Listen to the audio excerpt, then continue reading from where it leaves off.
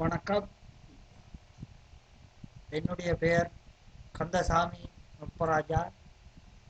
நான் இலங்கையில் முல்லைத்தீவு குமுளமனையைச் சேர்ந்தவன். நாம் கற்ற நல்லவற்றை பிறருக்கு கற்றுக் கொடுப்போம் என்ற நோக்கு, சேவை என்பதுதான் எனது கருத்தும். அந்த வகையில் இன்று இலங்கையில் பல்கலைக்கழகங்கள் யாவும் மூடப்பட்டு இருப்பது மிக மனவேதனையையும்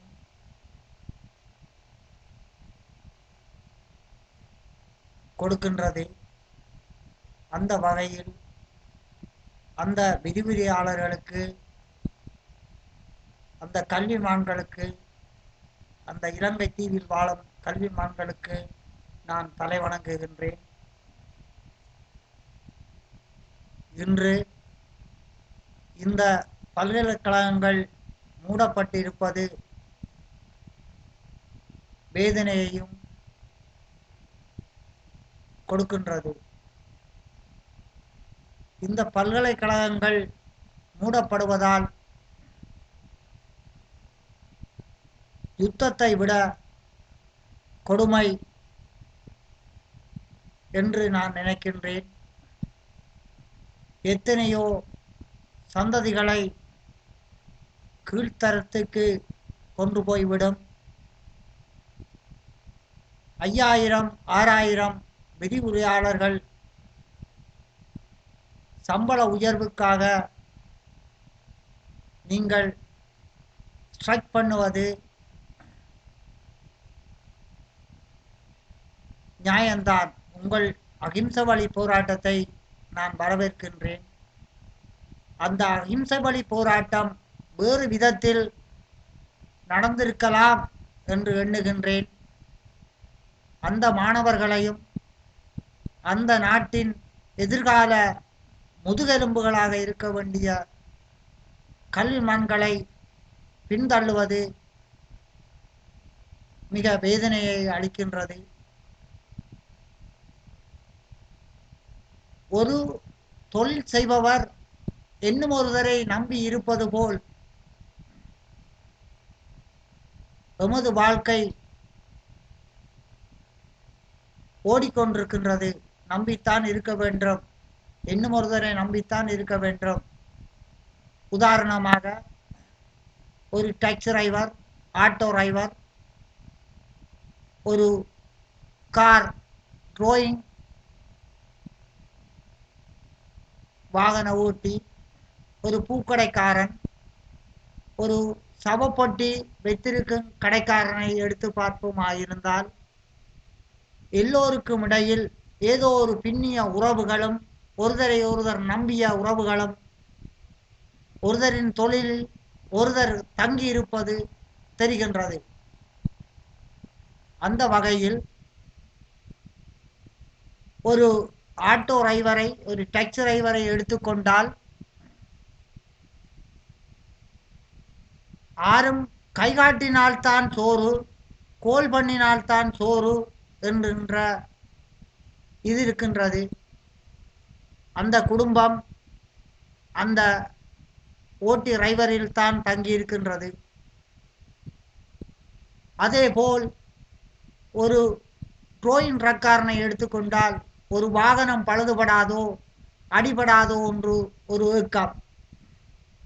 பூக்கடைக்காரனை எடுத்துக்கொண்டால் ஒருவர் காதலிக்காரோ, ஒரு திருமணம் நடக்காதோ, ஒரு சாமத்தியோடு நடக்காதோ, ஒரு கோயில் திருவிழாக்கள் நடக்காதோ, ஒரு பூஜைகள் நடக்காதோ என்று ஒரு ஏக்கம் தங்கள் குடும்பத்தை காப்பாற்றுவதற்கு. ஒரு சவப்பொட்டி வச்சிருப்பவர் ஒரு மனிதன் இறக்கின்றானோ, இறக்கவில்லையே, எனது குடும்பம் பட்டினி கிடக்கின்றதே என்று ஏங்குவதைப் போல் இந்த பல்கலைக்கழக மாணவர்கள் பல்கலைக்கழகங்கள் ஸ்ட்ரைக்காக இருக்கின்றதுகள் மீண்டும் திறக்காதோ எங்கள் குடும்பங்களை காப்பாற்ற வேண்டும், நாம் ஒரு சேவை செய்ய வேண்டும் என்ற உணர்வுகளை ஊட்டிவிடும். இந்த விரிவுரையாளர்கள் ஸ்ட்ரைக் பண்ணும்போது 1,00,000க்கு மேற்பட்ட மாணவர்கள் இலங்கை தீவில் படிக்கின்றார்கள். அவர்கள் நிலை என்ன, அவர்களின் குடும்ப நிலை என்ன, அவர்களின் நாட்டின் நிலை என்ன, அவர்களின் கிராமத்தின் நிலைகள் என்ன, மாவட்டங்களின் நிலை என்ன என்பதை இந்த விரிவுரையாளர்கள் சற்று சிந்திக்க வேண்டிய ஒன்றாக இருக்கின்றது. யுத்தங்கள் முடிந்து இந்த பிரிவினைகள் ஸ்ட்ரைக்குகள் வரும்போது அந்த நாட்டின் பின்னடைவுகள் உங்களுக்கு தெரியும். நீங்களே அந்த நாட்டின் வழிகாட்டிகளாக இருக்கும்போது வருகின்ற வழிகாட்டிகளை பின்தள்ளுவது, பின்னோக்குவது கவலையை அளிக்கின்றது. உங்கள் அகிம்ச வழி போராட்டத்தை நான் பிழை என்று சொல்லவில்லை.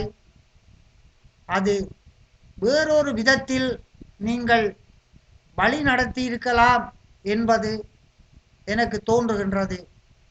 உதாரணமாக, பல்கலைக்கழக விரிவுரையாளர்கள் எல்லாரும் கணித பாடத்துக்கு செல்லாமல் அந்த கணித பாடக்காரர் அவ்வளவு பேரும் ஸ்ட்ரைக்குகளில் ஈடுபட்டு கொண்டு மிகுதி பாடங்களை நடத்தி கொண்டிருந்திருக்கலாம்.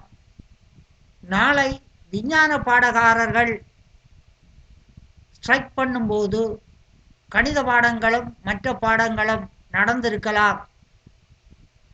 உங்கள் போராட்டங்களும் தொடர்ந்திருக்கும். அந்த நாட்டின் எதிர்கால முதுகெலும்புகளாக இருக்க வேண்டிய மாணவர்களும் பின்தள்ளப்பட்டிருக்கார்கள், முன்னோக்கி கொண்டிருந்திருப்பார்கள் என்பதே எனது தாழ்மையான கருத்து. இன்று உலக நாடுகளை எடுத்து பார்க்கும்போது போட்டி போட்டுக் கொண்டிருக்கும் இந்த இவ்வுலகம் இலங்கை தீவை நீங்கள் தாழ்மையாக்கி விடலாமா?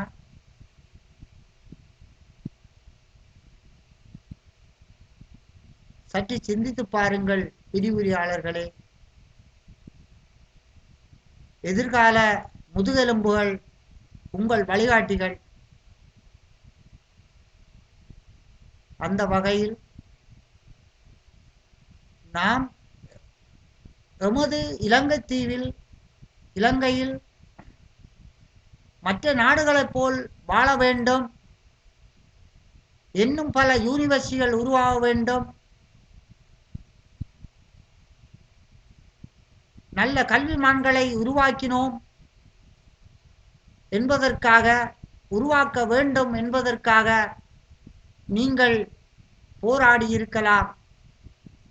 யூனிவர்சிட்டி ஆஃப் வன்னி வேண்டும், ஏனைய மாவட்டங்களிலும் இன்னும் சில யூனிவர்சிட்டிகள் வேண்டும்.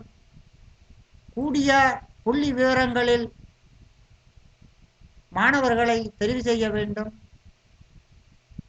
கூடிய ரேங்குகளில் பிள்ளைகளை யூனிவர்சிட்டிக்கு சேர்க்க வேண்டும். அப்போது இந்த நாட்டின் வளர்ச்சி மென்மேலும் வளரும் என்று நீங்கள் அகிம்சை வழியில் போராடி இருக்கலாம். அந்த மாணவர்களுக்கும் அந்த வருங்கால சந்ததிகளுக்கும் நல்ல வழிகாட்டிகளாக இருந்திருக்க வேண்டும், இருந்திருக்கலாம் என்று தோன்றுகின்றது. அந்த வகையில் அவசியம் இலங்கைக்கு என்ற கோட்பாட்டுடன் எனது ஆதங்கத்தை உங்களுக்கு சொல்லுகின்றேன். உங்கள் பணிகள் மீண்டும் விரைவாக ஆரம்பித்து அந்த 1,00,000க்கும் மேற்பட்ட மாணவர்களின் வளர்ச்சியும் அந்த கிராமம், அந்த மாவட்டம், அந்த நாடு முன்னுக்கு வர வேண்டும். அவர்களுக்கு அந்த மாணவர்களின் எதிர்காலங்களை பின்தள்ளாது விரைவாக உங்கள் ஸ்ட்ரைக்குகளை நிறுத்தி வேறொரு பாணியில் உங்கள் போராட்டங்களை துவங்கி இந்த இலங்கை தீவின் முதுகெலும்புகளை முறித்து விடாதீர்கள். உலகம் போட்டி போட்டுக் கொண்டிருக்கின்றது. அந்த வகையில் அந்த மக்களையும் அந்த கிராமங்களையும் அந்த மாவட்டங்களையும் அந்த நாட்டையும் இந்த விரிவுரையாளர்களே உங்கள் பணிகளை துவங்குங்கள். நீங்களே அந்த நாட்டின் முதுகெலும்புகள். உங்களுக்கு பின்வரும் சந்ததிகளின் முதுகெலும்புகளை பின்தள்ளிவிடாதீர்கள். உங்கள் போராட்டங்களை வேறு விதத்தில் ஆரம்பித்து அந்த கல்விமான்களை உருவாக்குங்கள். சந்ததிகளை பின்னுக்கு தள்ளிவிடாதீர்கள் என்று கூறிக்கொண்டு எனது ஆதங்கங்களை முடிக்கின்றேன். நன்றி, வணக்கம்.